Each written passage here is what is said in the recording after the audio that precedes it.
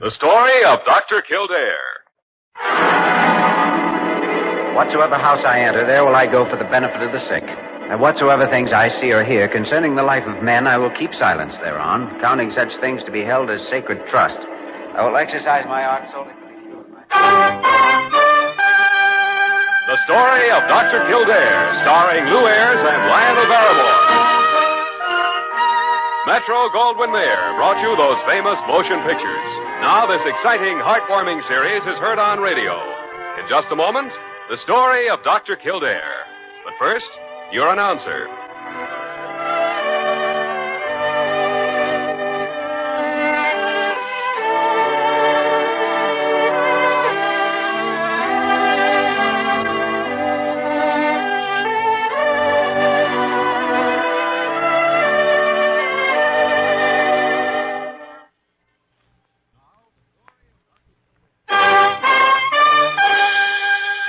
The story of Dr. Kildare, starring Lou Ayres as Dr. Kildare and Lionel Barrymore as Dr. Gillespie.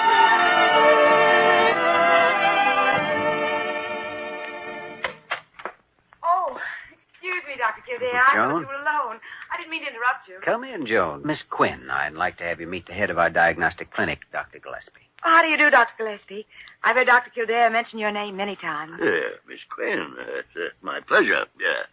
You're new here, aren't you? Mm-hmm. My second day. Now, don't tell me. Don't tell me.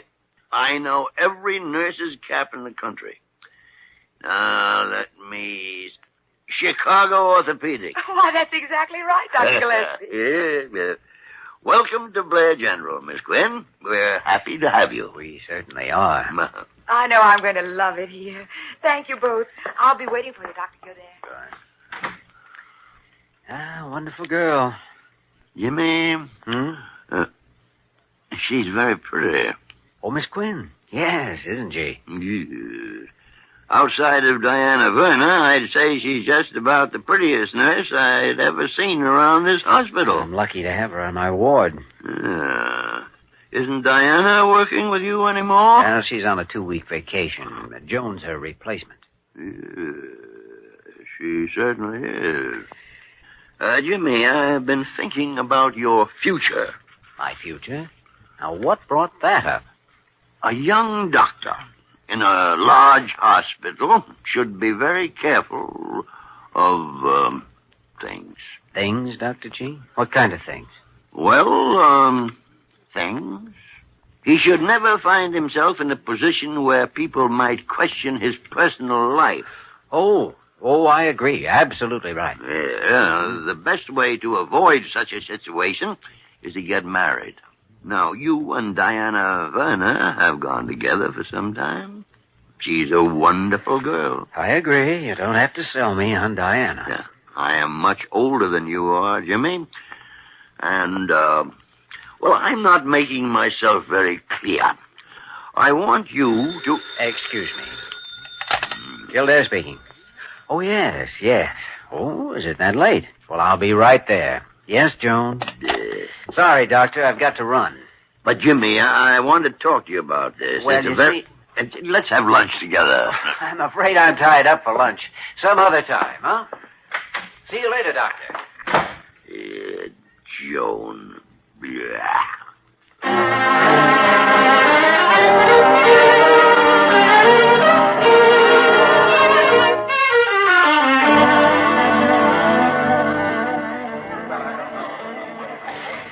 Well, Joan, this is our cafeteria at Blair General.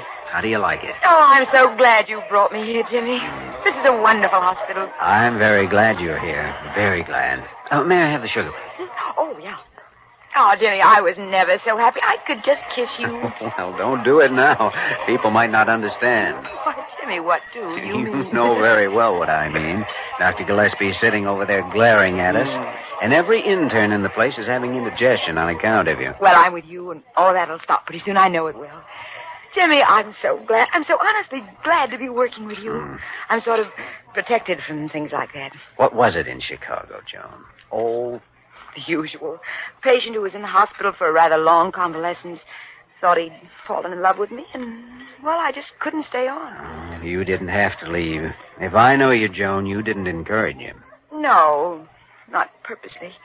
Oh, Jimmy, ever since I was in high school and won my first beauty contest, I've known how to lower my eyes at just the right time, or look sad, or winsome, or whatever the occasion demanded. It's become a sort of reflex. I don't know, I'm doing it sometimes, and things happen that I don't intend to happen. I see. Well, it was fun then, teasing. But now I'm a grown woman, graduate nurse. I don't want a lot of men falling all over themselves for me. There's only one man I want. You're using your eyes on me right now. Hmm? Oh, darn it, there I go. You see how it is. Help me, Jimmy, prescribe something. I'll tell you what. To play safe, and so you won't lose your touch, Oh. you just do it when you're around me. The rest of the time, be on your guard. Thank you, Doctor. I'll do my best.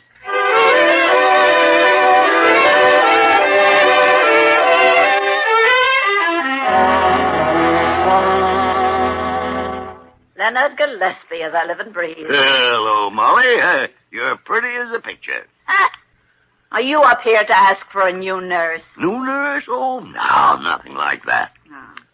Leonard, you haven't been fighting with Dr. Carew again and want me to smooth it over for Oh, you. no. Carew and I get along just fine. Good. Well, I know you aren't here to ask me to marry you, so there's just one other thing. Come on, out with it. I'm a busy woman. What about Dr. Kildare? Molly, I'm worried about that new nurse he's got, the one who's replacing Diana Werner. Joan Quinn? What's wrong with her? I met her for the first time today. I don't like the way she looks at him.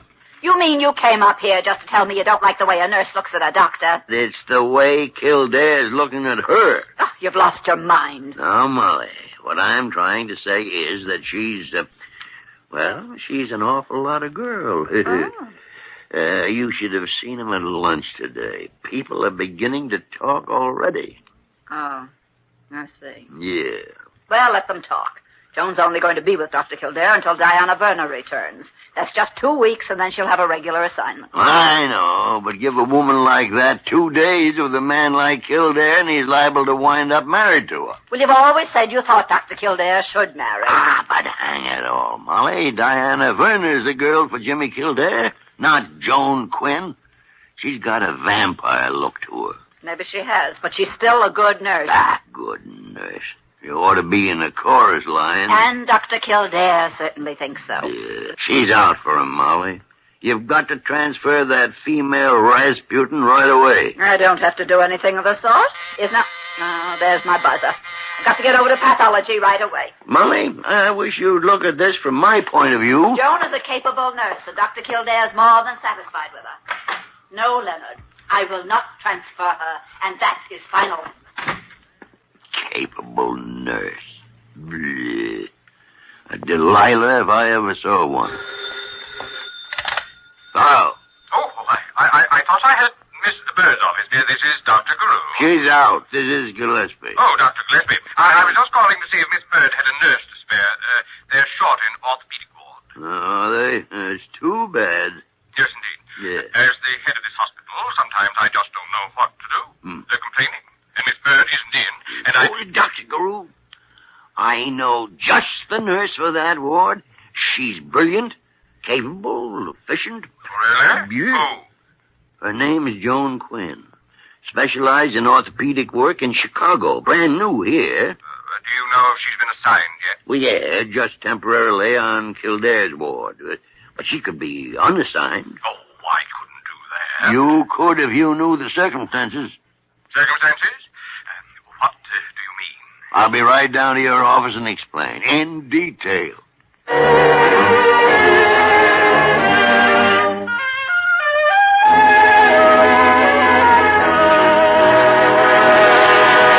Dr. Carew, I want to know why Miss Quinn has been transferred to orthopedic ward. Well, now, Dr. Kildare, she is a specialist in orthopedic work. But I made a request that she be assigned to me. Yes, I know about that. Oh, really? And how did you know? Well, I heard about it, and I thought that Oh, Dr. Gillespie, just the man I wanted to see. Hello, Jimmy. What is it, Carew? Dr. Kildare has been asking me about Miss Quinn. Oh, well, I think I'll be running along. Just a minute. Did you have anything to do with all this? Why, Jimmy, I don't have anything to do with the assignment of nurses. That's Molly Bird's problem. I know.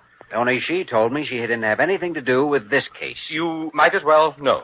Dr. Gillespie and I decided it would be better for you if Miss Quinn were placed in another part of the hospital. We thought she might distract you from your work, Jimmy. I see. And you both were aware of all the trouble I went to have her work for me. Well, Jimmy, people were starting to talk about you two. And so you just stepped in and straightened matters out, right? Well, we did it for your own good. I see. Well, if I weren't already aware of Miss Quinn's charms, I'm certainly aware of them now, thanks to you. And if I felt they were interfering with my work in any way, I would have taken steps. I think I'm a mature enough person to make my own decisions in these matters. Or maybe you don't think so around here. I don't think we did the right thing, Dr. Gillespie. Yeah, splots.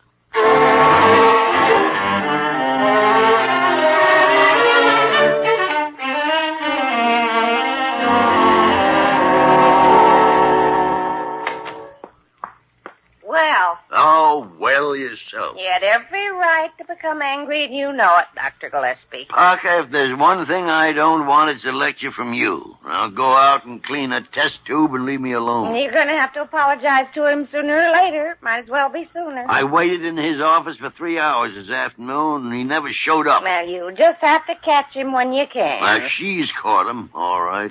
That nurse, she's an enchantress. She's a lure, a vixen. She came here from Chicago with a mission. I see it all now. What are you talking about? I never considered for one moment that Jimmy would ever leave Blair General. Dr. Kildare leaving? An hour ago, I learned something while I was waiting in his office. There was a letter on his desk. A letter on his desk? You mean you read his mail? I certainly did. It was from a Chicago hospital offering him a post there. No. Yes, Parker, yes. And I believe we just lost the best young doctor in the country.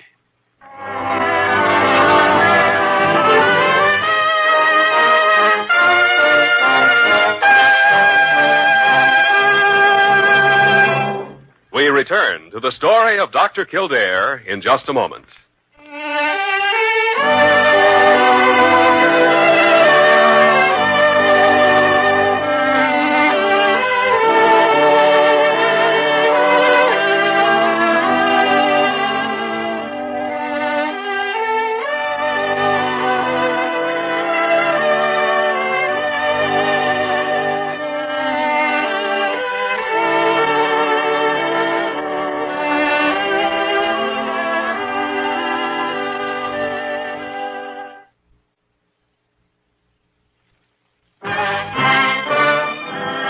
Now we continue with the story of Dr. Kildare, starring Lou Ayres as Dr. Kildare and Lionel Barrymore as Dr. Gillespie. Come in. Oh, Jimmy. Joan. Sorry, Dr. Kildare. Come in, Joan. I was transferred because they didn't want me working with you. Isn't that right? Oh, I don't know. They shift people around here all the time. Oh, no, that's not true, Jimmy, because we had lunch together and went out one night, and because you requested me to work with you. It looks bad for you, doesn't it? A few people have probably made some comments here and there. They don't mean a thing. Oh, please don't try to make it easy for me, Jimmy. They must mean something if you're going to leave the hospital. Oh? Just a minute. But I have to be perfectly honest with you, Jimmy. The way it sounded to me, it seemed as if you were being asked to resign. Is that so? Well, I didn't believe it, of course. I didn't want to, but all the other nurses have suddenly started treating me as if I'd committed some crime. It isn't true that you're being fired, is it? Oh, no, Joan, I'm not being fired. Oh. Here's what I was looking for. Oh, what is it? Just a letter of mine. Thought for a minute it might have been missing. I should never have left it on my desk. What am I going to do, Jimmy? Should I go to Dr. Carew, or should I quit, or what? Joan, believe me, you don't have to leave this time. What's happened is not your fault. It's my job to do something, and I know just what I'm going to do.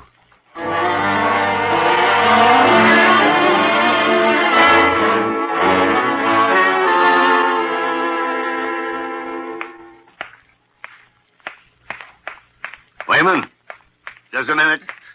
Yes, Dr. Gillespie? Didn't I just see you come out of Dr. Kildare's office? What are you doing with all those books and things? Carrying them. And if I stand here much longer, Doc, I might drop them.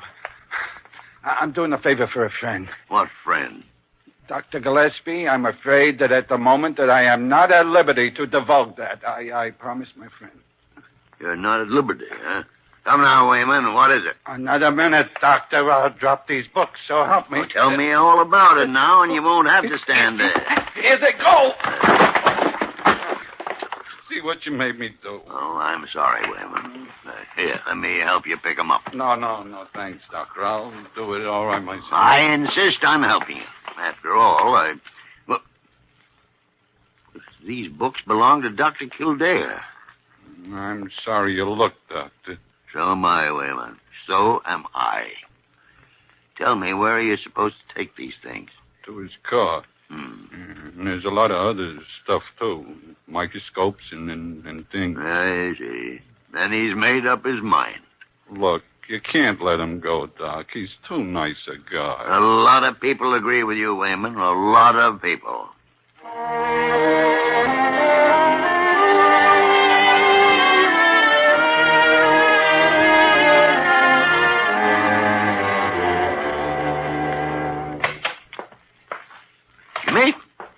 Jimmy, my boy, come in. You sent for me, Dr. Gillespie? Well, it's sort of a slow afternoon. I thought it might be nice for the two of us to sit around and chat. Not too slow up at my end of the hospital. Jimmy, let's get to the point. You see sitting before you a 4-star, gold-plated, embossed example of a meddling old fool. Oh, that's pretty harsh self-condemnation, Doctor. Well deserved, Jimmy. I must confess that I was the one who had Joan Quinn transferred out of your department. Yes, I know. You've always been my favorite, Doctor. Not only mine, but a lot of people. You're the apple of Dr. Carew's eye. Really? Yes, indeed. He's admired the way you've stuck with this hospital through thick and thin, through fat days and lean days. Through the good years and the bad years. Exactly. And he was saying it was getting close to the time when you should be rewarded for your faithfulness. Thank him for me. And as for myself, Jimmy, I've always looked forward to your taking over my post on that sad day when they set me out to pasture. Dr. G, I suspect you'll still be at this desk 30 years. Oh, no, Jimmy. No. Confidentially, I don't think it'll be long now. Oh? My usefulness is about over, you know. And, well, there's no other doctor in this country I'd rather hand the reins over to than you. I'm deeply moved, Dr. Gillespie.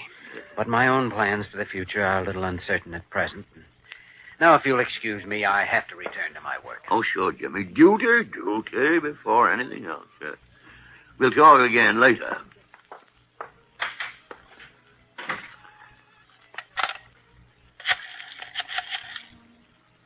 Dr. Carew speaking. Gillespie, Carew. Didn't work. He's pretty burned up about everything. Oh, this is terrible. Terrible? Worse than that.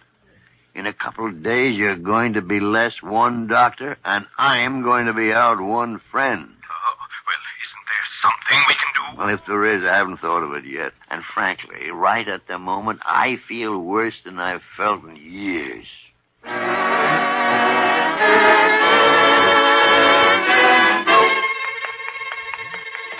Dr. Kildare. What's the matter, Joan? They sent me up for you. Can you come to 3B right away? Certainly. What is it? Dr. Gillespie just collapsed in his office.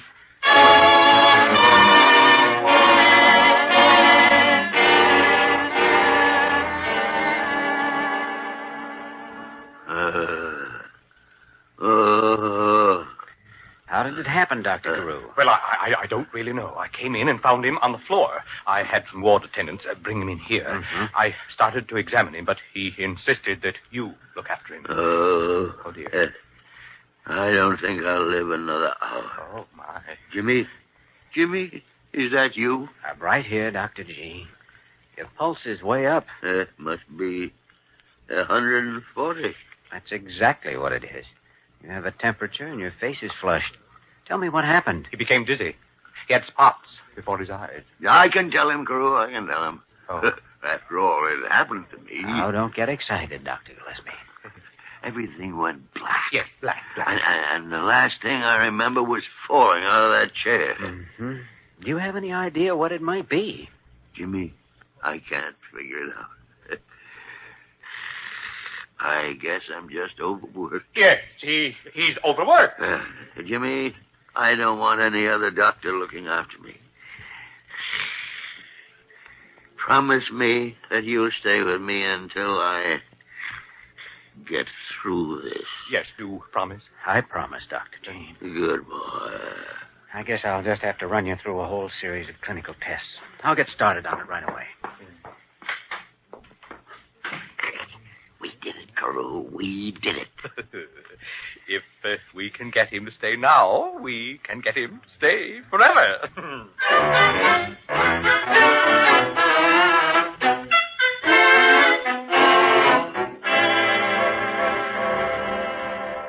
How's Dr. Gillespie, Dr. Kildare? He's resting comfortably, Parker. Oh, I don't know what I'd do if anything happened to that man. Tell me, Parker, was the doctor in his laboratory about a half an hour ago? Well, yes. As a matter of fact, he was. Mm-hmm. Did you by any chance see what he was doing there? Oh, well, no. No, not exactly. Think hard, Parker. Well, I think I did hear him mumble something about digitalis. Oh, digitalis, huh? Digitalis. Thank you, Parker. Thank you very much. Will he be all right, Dr. Kildare? Parker, I think he'll be up and around before you know it.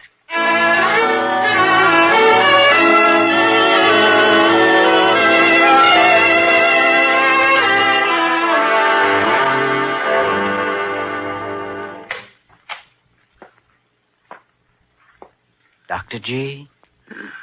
Hello, Jimmy. Oh, how do you feel now?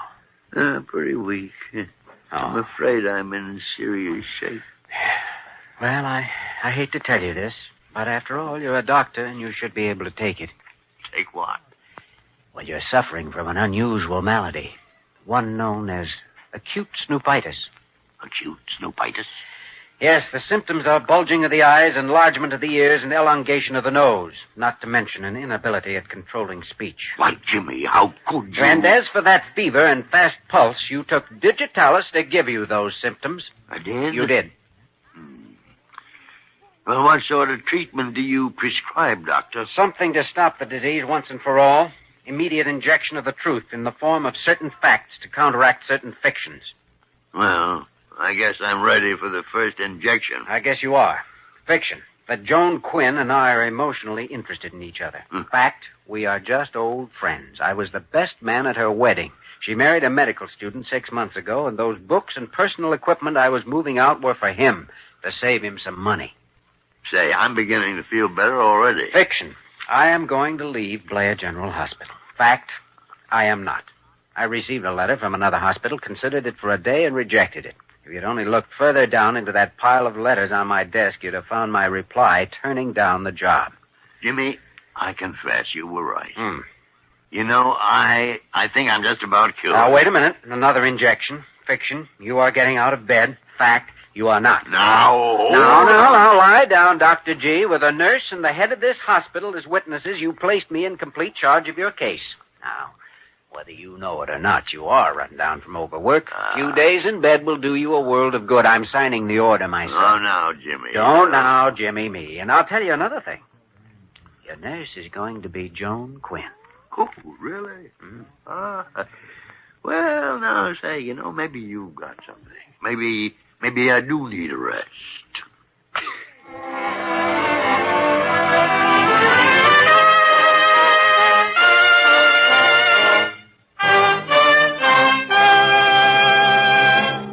In just a moment, we will return to the story of Dr. Kildare.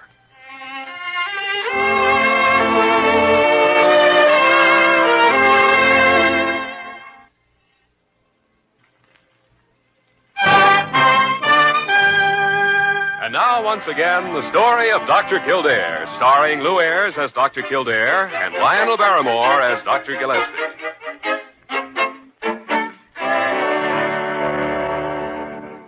How's Dr. Gillespie, Parker? Oh, Joan Quinn has him purring like a kitten. Uh-oh. Well, there's his buzzer. She asked me to look after him for a few minutes. I think I'll look in on him with you. Oh, hello, cutie. Huh? Oh, it's you. Oh, I didn't think you were calling me cutie. What are you hiding, Dr. Gillespie? I'm not hiding anything. Oh, yes, you are. Now, come out with it. Come on, come on. All right. Well, it's a slingshot. Made out of a piece of rubber tubing. Well, a man has to do something, or you go crazy here in bed. I'm a pretty good shot, too. I can hit the doorknob 4 times out of 5. What's your ammunition? Pills. Dr. Gillespie. Well, just for that, I think I'm going to keep you in bed 3 more days. You wouldn't. Oh, yes, I would. Goodbye and pleasant dreams, Dr. G. I'll be back, Doctor. Goodbye. Oh! Dr. Gillespie! I've been waiting all day to do that.